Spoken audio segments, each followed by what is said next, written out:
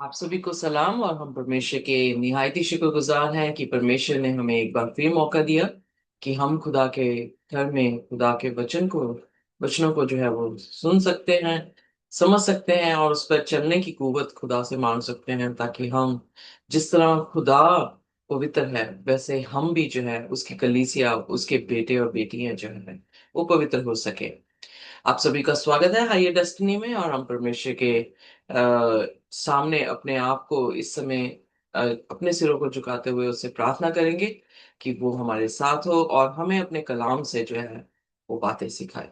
आइए, इससे पहले कि हम आज देखें कि सोने का बछड़ा उनकी जिंदगी में यानी इज़राइल की जिंदगी में क्या लेकर आता है, इससे पहले कि इसे सीखें, अपने सिरों को झुकाएं और परमेश्वर से विनती और प्रार्थना करें।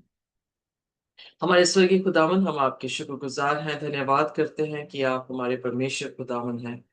आपके जैसा कोई परमेश्वर नहीं, आपसे बढ़कर कोई सामर्थ नहीं। इसलिए हमारे सिर आपके सामने झुकते हैं, आपके कदमों को चूमते हुए खुदावन। हम आपका धन्यवाद करते हैं कि आपने ये सुबह हमें दी, हमें जीवितों में रखा। और खुदावन, आपने हमारे अजीजों को भी संभाल कर रखा।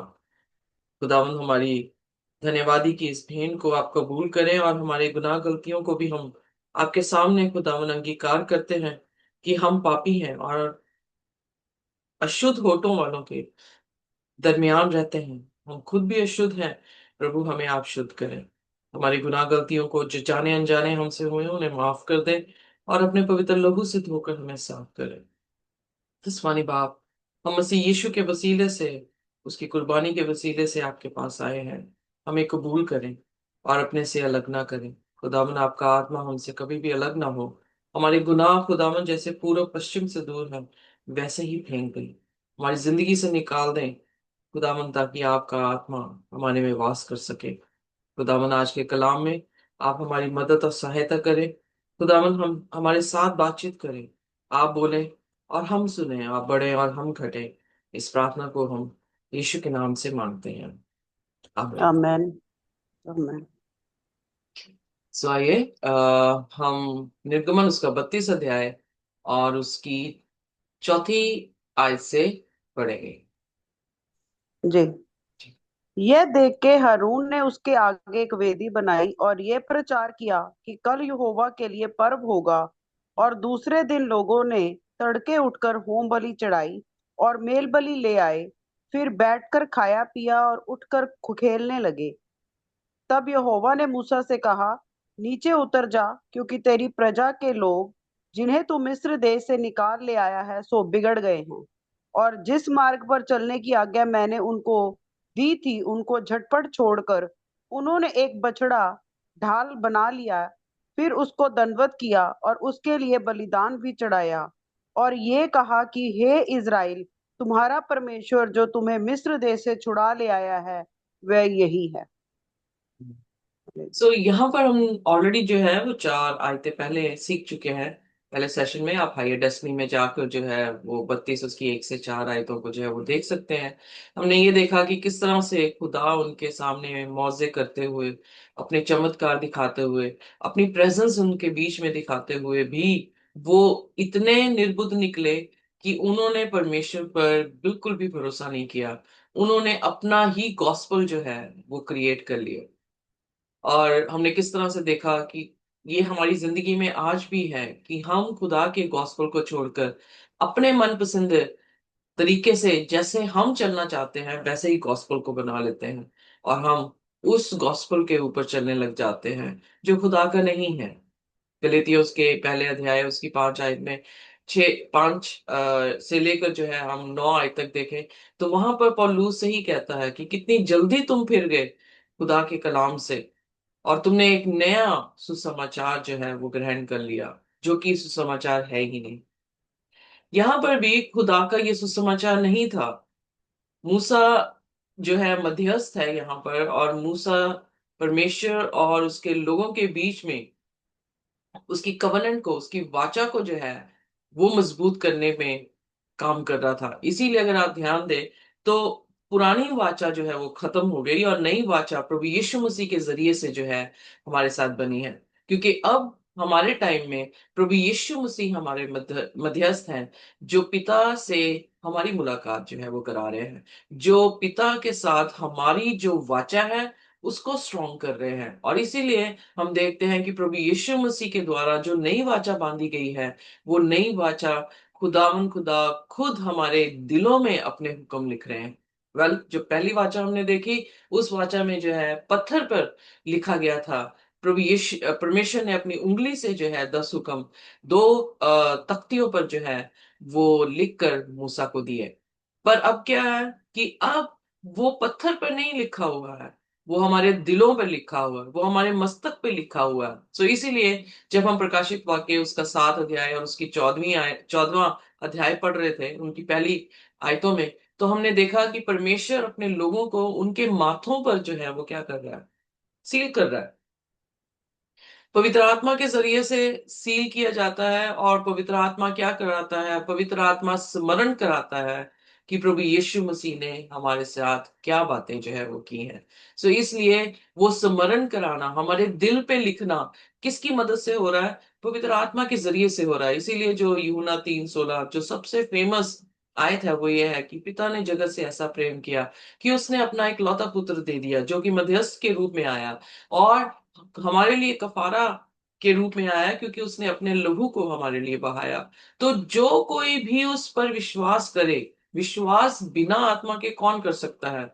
कोई नहीं कर सकता। सो इसलिए खुदा का आत्मा काम कर रहा है हमारी जिंदगी में, स्मरण करा रहा है खुदा के वचनों को, और हमें गाइड कर रहा है ताकि हम खुदा के स्वरूप में ढल सके। सो जो कोई उस पर विश्वास करे, वह नाश ना हो बल्कि हमेशा का जीवन पाए। सो यहाँ पर जो मध्यस्थ है, इसीलिए पौलुस जो है वो इब्रानियों उसके 4 अध्याय में उसकी पहली आयतों में बड़ी अच्छी तरह से कहता है कि मूसा से भी अच्छा मध्यस्थ जो है अब हमारे पास है। वो मध्यस्थ जो हमें शारीरिक तौर से भी, आत्मिक तौर से भी और सामाजिक तौर से, इन एवरी एस्पेक्ट, मतलब होलिस्टिक केयर जो है वो मध्यस्थ हमें दे सकता है। मूसा हमें होलिस्टिक की केयर नहीं दे सकता था। वो एक जगह पे एक टाइम पे हर जगह पे प्रेजेंट नहीं हो सकता था।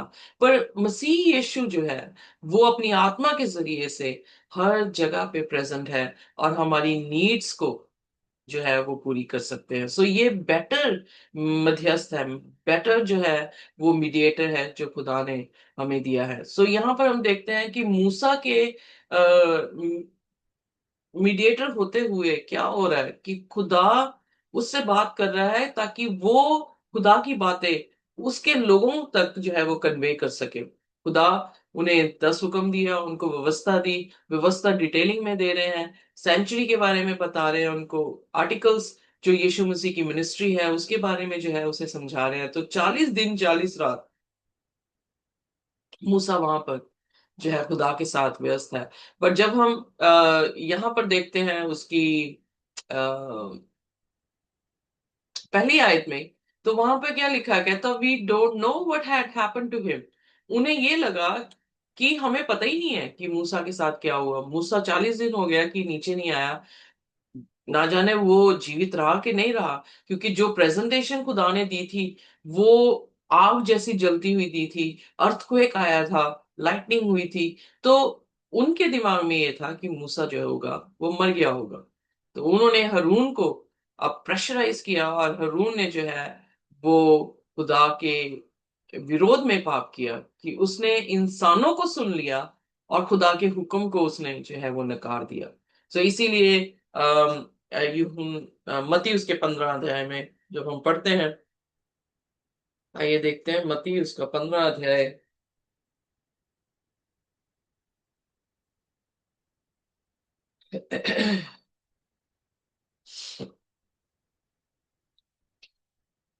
और उसकी 7वीं आयत से। कौन सा सिस्टर जी? मत्ती उसका 15 अध्याय और उसका 7वां वचन। जी।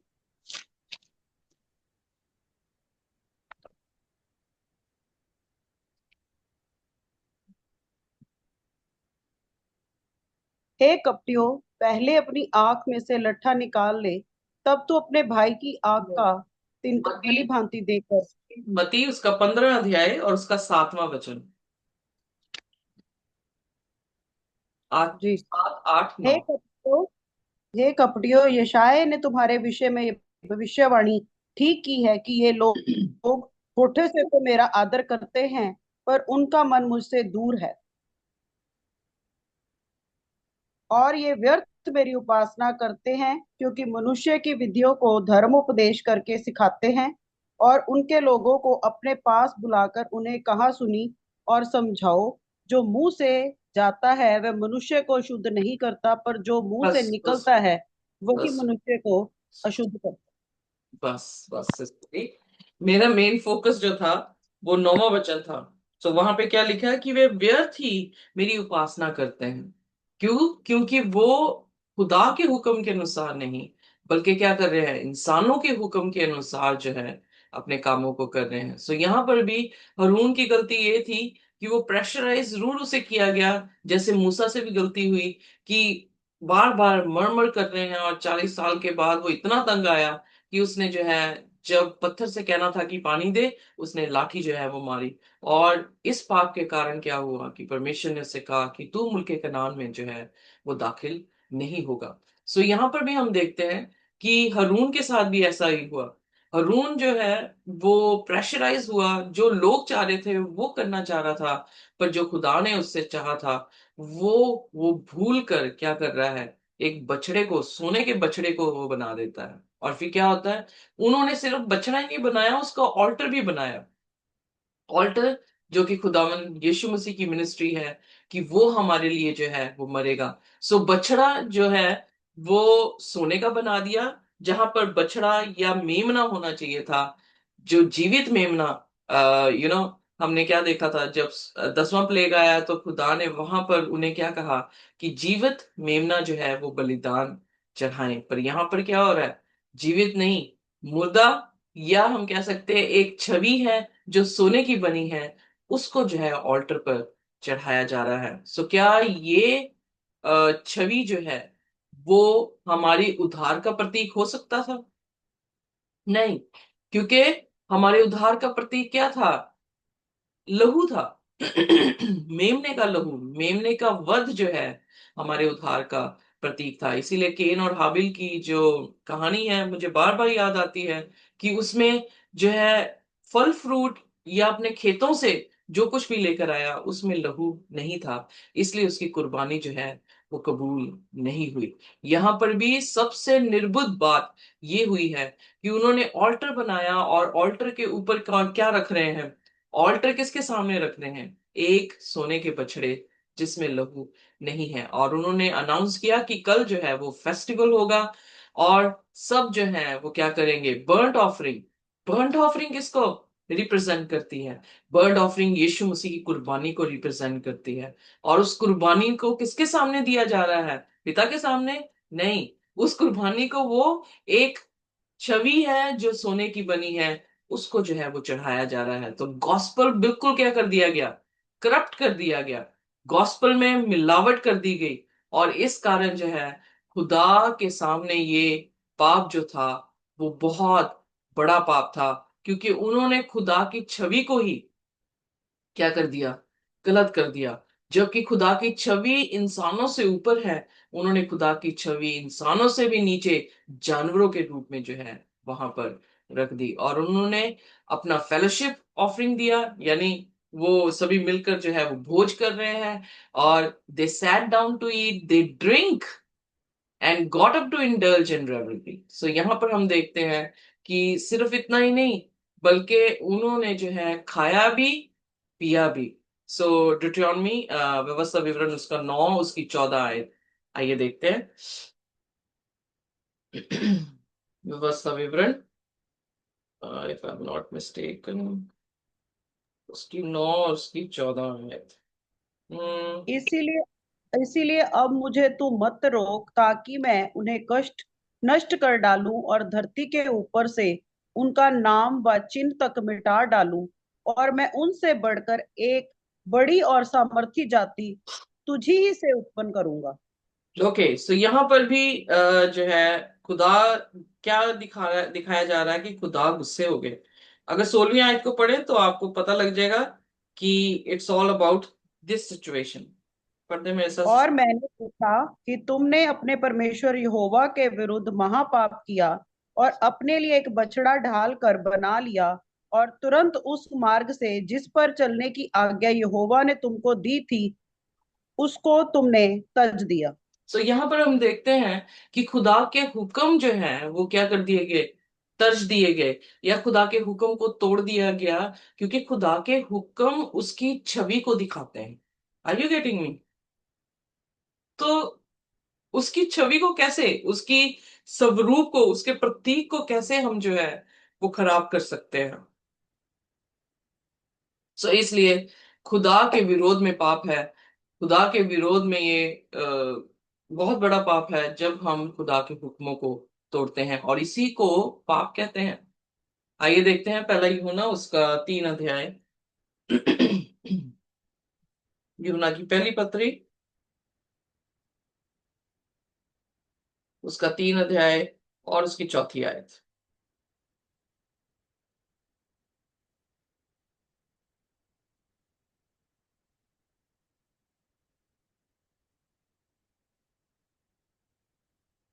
हेलो, पहला आवाज आ यूहन्ना। रही मेरी? हाँ जी सच जी, हाँ जी, हाँ पहला। जी। जो कोई पाप करता है वह व्यवस्था का विरोध करता है, और पाप तो व्यवस्था का विरोध है। सो यहाँ पर क्या पाप किसको कह रहे हैं हम? पाप व्यवस्था को तोड़ने को जो है वो कहा गया है। सो इसका मतलब व्यवस्था क्या है? व्यवस्था जो है खुदा का स्वरूप है। व्यवस्था जो है खुदा के करेक्टर है, उसकी तरबियत है, जिसको हम जब तोड़ते हैं तो हम क्या कर रहे हैं? हम उसके प्रतीक को खत्म करते हैं। Amen? आमेन। सो यहाँ पर भी जो वो कर रहे थे, वो खुदा की छवि को, खुदा की इमेज को, खुदा के करेक्टर्स को जो है उन्होंने क्या कर दिया, करप्ट कर दिया। और इसलिए जो है खुदा इस बात में जो है वो नाराज हुए। और इतना ही नहीं, वो खा रहे थे पी रहे थे, सो यानी वो जश्न कर रहे थे। एक पाप कर रहे हैं और पाप के बाद हम जश्न भी करते हैं। कई बार जो है मैं ये देखती हूँ कि बंदियों में जो है वो भंगड़ा डाला जाता है, डांस किया जाता है, और गीत भी ऐसे चुने जाते हैं गाने के लिए जिसमें जिसमें हर इंसान जो है वो झूम उठे। पहली बात कि आप पाप कर रहे हैं क्योंकि आप खुदा को छोड़कर अपनी तरफ केंद्रित हो गए हैं। आपने खुदा को छोड़कर अपने पास्टर को जो है वो ज्यादा अहमियत जो है वो दे दी है, और उसके बाद आप क्या कर रहे हैं, आप जश्न भी कर रहे हैं उस चीज। सो खुदा को हमने इतना लाइटली ले चुके हैं कि खुदा की महानता को, खुदा पूरे कायनात का परमेश्वर है, जैसे हम किसी प्रिंसिपल को मिलने जाए तो किस तरह से बिहेव करते हैं। तो परमेश्वर क्या प्रिंसिपल है? परमेश्वर पूरी कायनात का खुदा है जिसने सृष्टि की रचना की, ही सो पावरफुल। और उसी को हमने सबसे नीची इज्जत दे रखी। हम इंसानों में जो हुकूमतों में बैठे हैं उनको इतनी इज्जत देंगे, पर जो खुदा सब राजाओं का राजा है, प्रभुओं का प्रभु है, उसकी इज्जत कहाँ है? इसीलिए परमेश्वर ने बहुत ही खूबसूरत कलाम में जो है वो लिखा है, ये शाया उसका पहला अध्याय।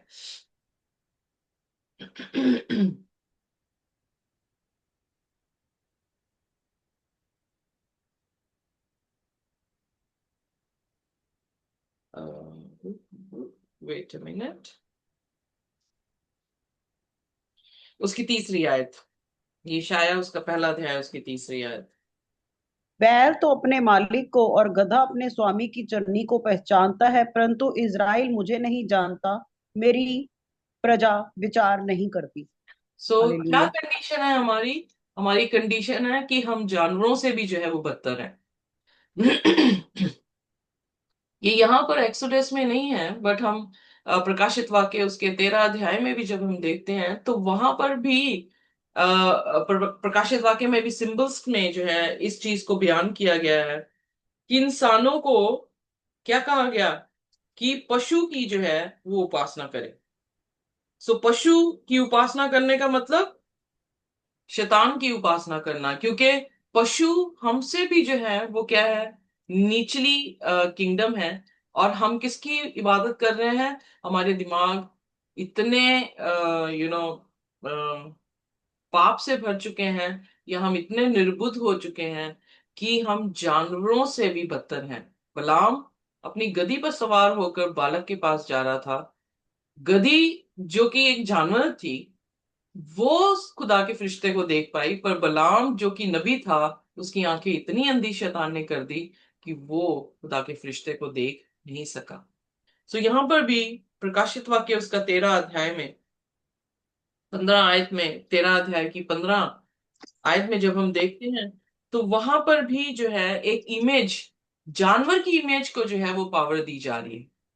सो जानवर की इमेज को पावर देना, आइए देखें, पढ़ते हैं और उसके बाद जो है हम इस पर विचार करते हैं। और उससे उस पशु की मूरत के प्राण डालने का अधिकार दिया गया कि पशु की मूरत बोलने लगी, और जितने लोग उस पशु की मूरत की पूजा ना करें उन्हें मरवा डाले। सो यहाँ पर भी परमेश्वर जो है अंत के समय में एक ऐसा सिनेरियो दिखा रहा है कि आने वाले समय में भी क्या होगा, इतने लोग निर्बुद्ध हो जाएंगे कि खुदा की व्यवस्था को छोड़कर वो क्या करेंगे, एक जानवर जो बोल रहा है उनके सामने, यानी चमत्कार उनके सामने हो रहा है। यहाँ पर जो सोने का बछड़ा बना है वो बोल नहीं रहा, पर अंत के दिनों में इतनी डिसेप्शन होने वाली है कि वो डिसीव करेगा अपने मिरेकल से। जैसे कि हम मत्ती उसके 24 अध्याय उसकी आ, आयतों में, 24 के आगे पीछे उसकी आयतों में जब हम देखते हैं, तो वहां पर ये कह रहा है कि वो चमत्कारों के साथ लोगों को जो है वो डिसीव करेगा। कौन? शैतान। और ये क्या कर रहा है? मूर्त बना रहा है, एक जानवर की, एक पशु की, जो बोल के दिखा रही है और लोगों से कह रहा है कि इन्हें क्या किया जाए? पूजा की जाए। बट हमारे सामने दो ही रास्ते हैं, एक चौड़ा और एक सकरा। चौड़े में बहुत सारे होंगे, बहुत सारे लोग उस पशु की पूजा करेंगे, पर सकरे में वो खुदा की पूजा जो है वो करेंगे। सो हम इस भीड़ में, जिस कहानी में हम घूम रहे हैं इस समय 32 अध्याय की, इस भीड़ में हम कहीं ना कहीं हम भी खड़े हैं, कहीं ना कहीं हम भी अपना प्ले जो है, रोल जो है वो प्ले कर रहे हैं। पर हमें अपना ये रोल जो है वो देखना होगा कि हमने अपने रोल को कंटिन्यू इसी तरह से प्ले करना है, या हमने अपनी जगह, पोजीशन जो है वो चेंज करनी है। क्या हम इजरायलियों के लोगों के बीच में से एक हैं जो हरून से कह रहे हैं कि तू चमत्कार कर और तू जो है हमारे लिए भगवान बना, या हम उस भीड़ में हैं मूसा की तरह, जो पहाड़ के ऊपर खुदा से बातचीत कर रहा है, और यहोशू उस पहाड़ के मध्य में जो है वो मूसा का इंतजार कर रहा है। वे वी आर टुडे, हम कहां पर हैं आज? ये बात जो है वो काफी मायने रखती है। क्या हम दुनिया के साथ चलना चाहते हैं, या खुदा के साथ हमारे ताल्लुकात रखना चाहते हैं? ये कहानी है महज, ये नहीं कि आप सुनकर और कहें कि ये है, वो था, ये था, वो था, और आप अच्छा प्रचार बनाकर लोगों को सिखा दें। ये कहानी है हमारा अपना मार्गदर्शन जो है वो बन रही है, हमारे आखिरी दिनों के लिए चेतावनी के रूप में जो है वो बन रही हैं, कि हम डिसाइड कर लें कि हम अच्छा फल देने वाले पेड़ बनेंगे या बुरा फल देने वाले। इसलिए परमेश्वर के वचन मत्ती उसके 7 अध्याय में जब हम 16 आयत से पढ़ते हैं, तो वहां पे लिखा है कि हर पेड़ अपने फलों से क्या करता है? जाना जाता है। क्या हमारे फल परमेश्वर के स्वरूप में होंगे, या हमारे फल परमेश्वर के स्वरूप से अलग होंगे? ये जो है वो मायने रखता है। और साथ में वचन में परमेश्वर ने मूसा से कहा, नीचे जा। और इनफैक्ट मुझे बड़ी चीज इंटरेस्टिंग लगी कि जब खुदा जानता था कि ये क्या कर रहे हैं नीचे, खुदा ने किसी तरह से उन्हें रोकने की जबरदस्ती नहीं की। यस, उनके पाप का कॉन्सिक्वेंसेस उन्हें जरूर भुगतना पड़ा, पर खुदा ने हाथ पकड़कर उन्हें मना नहीं किया। और जो चमत्कार हुआ, जैसे वो कह रहे हैं कि उन्होंने आग में डाला सोना, और सोना जो है वो बछड़े के रूप में, चमत्कार वहां पर भी है, बछड़े के रूप में आके हमारे सामने खड़ा हो गया। बट खुदा ने उनको कुछ भी करने से, किसी को भी कुछ भी करने से रोका नहीं। इसीलिए यीशु मसीह ने जब अच्छा बीज और बुरे बीज का दृष्टांत दिया, तो वहां पर भी उसके दास कहने लगे कि हम इसको उखाड़ दें। आप देखेंगे कि यीशु मसीह के चेले कहने लगे, आग ना, ऊपर से आसमान से आग ना फेंक दें इन पर। तो खुदा ने कहा नहीं, ऐसा नहीं। सो वही सेम चीज खुदा का रवैया रहा है। जैसे दृष्टांत में दिखाया गया है कि खुदा ने कहा नहीं, इन्हें कटनी के समय दोनों को एक साथ जो है वो बढ़ने दो। पर कटनी के टाइम में क्या होने वाला है? जो अच्छा फल है उसे बटोर कर अपने गोदाम में लेकर जाएगा। जो बुरा है या जंगली बीज है, उसको सभी को इकट्ठा करके वो आग की भट्टी में जो है वो फेंकेगा। सो यहां पर भी परमेश्वर ने बढ़ने दिया। इस पूरे इज़राइल में डिफरेंट डिफरेंट तरह के लोग थे, डिफरेंट डिफरेंट ख्याल थे, डिफरेंट डिफरेंट विश्वास थे, और अलग अलग बुद्धि उनकी चल रही थी। पर खुदा ने उनको जो है वो इकट्ठे ही सेव किया। आप देखेंगे दुष्ट और धर्मी के ऊपर एक ही सूरज चमकता है। दोनों के ऊपर एक सी बारिश पड़ती है। दोनों के ऊपर खुदा हर तरह की नेमतें जो है उनके घरों में दे रहा है। बट कटनी तक, कटनी क्या दिखाता है? प्रभु यीशु मसीह की दूसरी आमद। और प्रभु यीशु मसीह की दूसरी आमद तक जो है खुदा उनको जैसे वो बनना चाहते हैं उनके निर्णय में जो है उन्हें दे रहा है। इसीलिए अगर हम पहला तस्सलोनियन उस आई थिंक पहला तस्सलोनियन, नो, दूसरा तस्सलोनियन और उसका दूसरा अध्याय और उसकी 10वीं और 11वीं आयत। जी। और नाश होने वालों के लिए अधर्म के सब प्रकार के धोखे के साथ होगा, क्योंकि उन्होंने सत्य के प्रेम को ग्रहण नहीं किया जिससे उनका उद्धार होता। और इसी कारण परमेश्वर उनमें एक भटका देने वाली सामर्थ को भेजेगा ताकि वे झूठ की प्रतीति करें। ओके। हालेलुया। सो यहाँ पर परमेश्वर का वचन क्या कहता है? कि वो सत्य देगा, पर अगर हम उसका इनकार करेंगे तो वो हमें झूठ में ही रहने देगा। सो हमारे डिसीजन में वो बिल्कुल भी इंटरफेरेंस नहीं करेगा। हम जिस भी चीज को, खुदा का आत्मा हमारे तक कलाम लेकर आता है, पर अगर हम कलाम सीरियसली नहीं लेते हैं, हम अपनी इच्छा के अनुसार चलते हैं, तो खुदा हमारे डिसीजन में हमें छोड़ देगा। और फिर वो डिसीजन पकेंगे। फल पकता है। एक अच्छा बीज गिरता है, उसमें फल आना शुरू होता है, और वो फल जो है वो पकता है। और जब पक जाता है फिर कटनी आती है। सो इसलिए खुदा किसी तरह से फोर्सफुल नहीं है। खुदा हमें हमारे डिसीजन पर, हमें उसने चॉइस दी है कि हम कुछ भी चूज कर सकते हैं। बट उसके कॉन्सिक्वेंसेस भी हमें ही भुगतने पड़ेंगे। तो खुदा ने कहा जा नीचे कि your people whom you brought up out of Egypt। अब यहां पर परमेश्वर मूसा से कह रहा है कि जिसे तू लेकर आया है have become corrupt। वो जो है वो पापी हो गए हैं। They have been quick. यहां पर भी शब्द जो आया है क्विक, बड़ी जल्दी। They turn away from what I have commanded them. So बड़ी जल्दी वो फिर गए जो मैंने उनसे हुक्म कहे थे। सो पौलुस भी वही शब्द कह रहा है, इतनी जल्दी तुम कैसे फिर गए? So there is a tendency, human being की ये टेंडेंसी है कि वो झट से जो है वो क्या हो जाएंगे, बदल जाएंगे। बट हमें कैसे मजबूती मिले कि हम अपने ये नाशवान करेक्टर से जो है वो बलवंत हो? क्योंकि यीशु मसीह 7 कलीसियाओं को बार बार कह रहा है जो कोई जय पाए, जो कोई जय पाए। सो इसका मतलब हम जय पा सकते हैं। पर जय पाने के लिए हमें क्या करना पड़ेगा? परमेश्वर के साथ अपने ताल्लुकात मजबूत करने पड़ेंगे। परमेश्वर को प्रथम स्थान देना पड़ेगा। परमेश्वर से विनती करनी पड़ेगी कि खुदा तू अपनी रजा मेरी जिंदगी में पूरी कर। सो खुदा की रजा यही है कि हम नजात पाए। तो खुदा अपनी नजात जो है हमारी जिंदगी में देगा। सो कह रहा, how quick that they turn from what I have commanded them and made themselves an idol cast in the shape of calf। उन्होंने अपनी मूरत जो है, अपने भगवान को एक मूरत के रूप में जो है वो बना लिया। They have bowed down उसकी वर्शिप कर रहे हैं, सेक्रीफाइस कर रहे हैं, और उन्होंने कहा ये हमारे भगवान हैं जो हमें मिस्र से लेकर आए हैं। पर कौन लेकर आया था उनको? मूसा के जरिए से। मूसा मध्यस्थ है, उसके जरिए से खुदा उन्हें जो है मिस्र से लेकर आया था, गुलामी से लेकर आया था। और हमारे टाइम में मध्यस्थ कौन है? प्रभु यीशु मसीह है। उसके कफारे से हम जो है वो पापों से आजादी पाए हैं। तो अगर यीशु मसीह को हम छोड़ दें और हम सोचें कि अच्छे कर्म करने से हम जो है वो क्या कह सकते हैं, निजात पा सकते हैं, तो ऐसा हो सकता है? नहीं। हाँ हमारे जी। पास अच्छे काम है ही नहीं। हमारे पास पाप का वायरस आ चुका है। हम अच्छे काम कर नहीं सकते हैं। सिर्फ एक ही है जो हमारे बीच में होकर अच्छे काम कर सकता है। इब्रानी उसका 13 अध्याय और उसकी 21 आयत, आइए मैं पढ़ लें।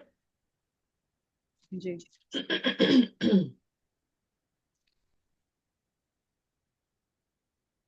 इब्रानियों जी। 13 आखिरी आयत और सॉरी आखिरी तुम्हें हर अध्याय एक उसकी 21।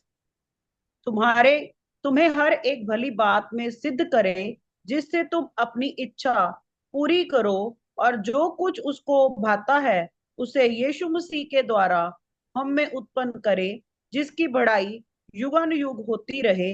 आमेन। मैन सो यहाँ पर वो अपनी इच्छा कैसे हमारी जिंदगी में पूरी कर रहा है? अपने मध्यस्थ के जरिए से, यानी यीशु मसीह के जरिए से। तो यीशु मसीह का आत्मा कहाँ पे बसता है? ये देह खुदा का मंदिर है, और इसमें खुदा का आत्मा क्या करता है? वास करता है। सो अनटिल अनलेस हम खुदा की सेंचुरी बने, जब तक हम खुदा के मंदिर नहीं बनते, जब तक हम डेडिकेट नहीं करते उस मंदिर को खुदा के लिए, जब तक खुदा का आत्मा हमारे में वास नहीं करता, हम अच्छे काम नहीं कर सकते। और इन्होंने सेंचुरी भी नहीं बनाई, डेडिकेट भी नहीं किया, खुदा की आत्मा भी वहां पर नहीं आई, तो कितनी जल्दी जो है वो क्या हो गए? फिर गए खुदा के कलाम से।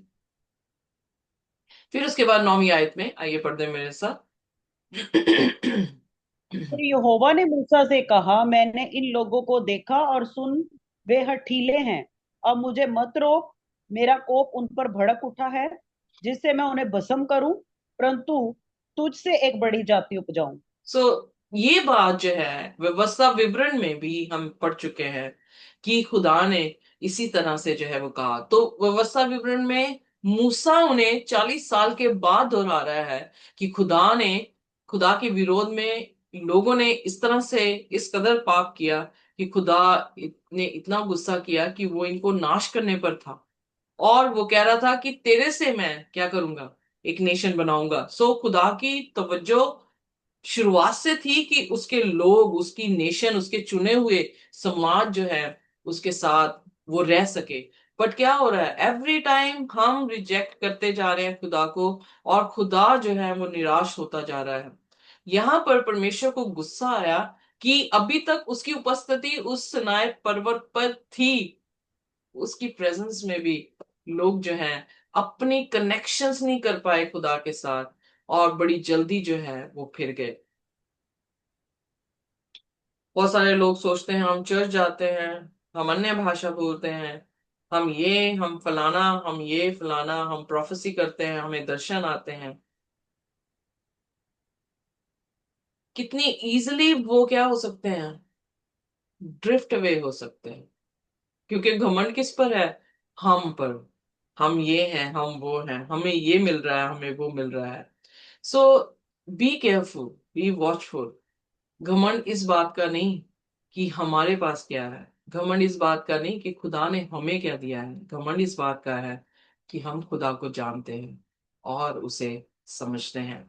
यिर्मयाह उसका 9 उसकी 23 और 24 आयत में लिखा है, घमंड इस बात पे करो कि तुम खुदा को जानते हो और उसको समझते हो। जब हम जानेंगे उसको, यूहन्ना उसकी 17 और उसकी 3 में वहां पर लिखा है खुदा को जानना ही अनंत जीवन है।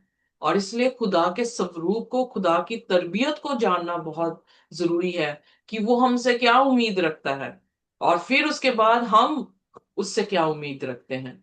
इसलिए ये एक पार्टनरशिप है, तभी एक मैरिज के रूप में कलीसिया एक दुल्हन है, और परमेश्वर प्रभु यीशु मसीह जो है वो एक दूल्हे के रूप में दिखाए दिखाए दिखाए गए हैं वो इस कारण दिखाए गए हैं ताकि हम जैसे आदमी और औरत का रिलेशनशिप है उस रिलेशनशिप को खुदा के साथ मेंटेन करें, शारीरिक तौर से नहीं बल्कि मन से। ये मन में क्या होना चाहिए, उसका नाम लिखा होना चाहिए, उसकी व्यवस्था जो उसका स्वरूप है, उसका करेक्टर है वो लिखा होना चाहिए, ताकि मेरे मन में सब प्रथम स्थान प्रभु यीशु मसीह का हो और मैं उसको प्रेम कर सकूं और अपने पड़ोसी को भी अपने जैसा प्रेम कर सकूं। सो यहाँ पर जब खुदा ने ये डिसीजन बनाया, सो इसका मतलब हमारे पाप का कॉन्सिक्वेंसेस आदम और हवा को भी भुगतने पड़े। वो भी बागियादन से गए थे, हम अगर गए तो हम भी आग की भट्टी में जो है वो खत्म होंगे। बट ये याद रखें कि एज अ क्रिश्चियन हमें जो है वो क्या करना चाहिए। 11वीं आयत में आइए देखते हैं। जी। तब मूसा अपने परमेश्वर यहोवा को यह कह के मनाने लगा कि हे यहोवा, तेरा कोप अपनी प्रजा पर क्यों भड़का है, जिसे तू बड़े सामर्थ और बलवंत हाथों के द्वारा मिस्र देश से निकाल लाया है। मिस्र लोग ये क्यों कहने पाए कि वह उनको बुरे अभिप्राय से अर्थात पहाड़ों में घात करके धरती पर से मिटा डालने की मनसा से निकाल ले गया। तू अपने भड़के हुए कोप को शांत कर और अपनी प्रजा को ऐसी हानि पहुंचाने से फिर जा। 13वीं आयत भी पढ़ने से सुन। अपने दास इब्राहिम, इसहाक और याकूब को स्मरण कर, जिससे तूने अपनी ही क्रिया खाकर कहा था कि मैं तुम्हारे वंश को आकाश के तारे के तुल्य बहुतायत करूंगा, और ये सारा देश जिसकी मैंने चर्चा की है तुम्हारे वश को वंश को दूंगा, कि वह उसके अधिकारी सदैव बने रहे। अंत यहोवा अपनी प्रजा की हानि करने में से जो उसने कहा था पछताया। Okay, very good. सो यहाँ पर हम देखते हैं कि खुदा ने, अब ये टेस्ट भी एक तरह से मैं देख सकती हूँ कि मूसा के लिए था कि मूसा इस बात में कैसे मतलब रिएक्ट करेगा। जब मूसा को ये पता लगा कि खुदा इन सभी को मार के उसको एज अ नेशन उसके संतानों से निकले हुए को इतना बड़ा ओहदा देने वाला है, तो क्या वो उस ओहदे को देके खुश हुआ कि वो अपने लोगों के लिए मध्यस्थ के रूप में जो है उसने काम किया। लोगों के बीच में मध्यस्थता। Exactly exactly. सो इसलिए जब हम पहला पत्रस उसका 2 उसके 9वीं आयत में देखते हैं, जब हमें चुना हुआ समाज कहा गया है, हमें राज प्रधारी समाज कहा गया है, हम प्रधारी यानी राज प्रधारी का मतलब यानी प्रीस्टहुड का मतलब क्या है, वी आर द मीडिएटर।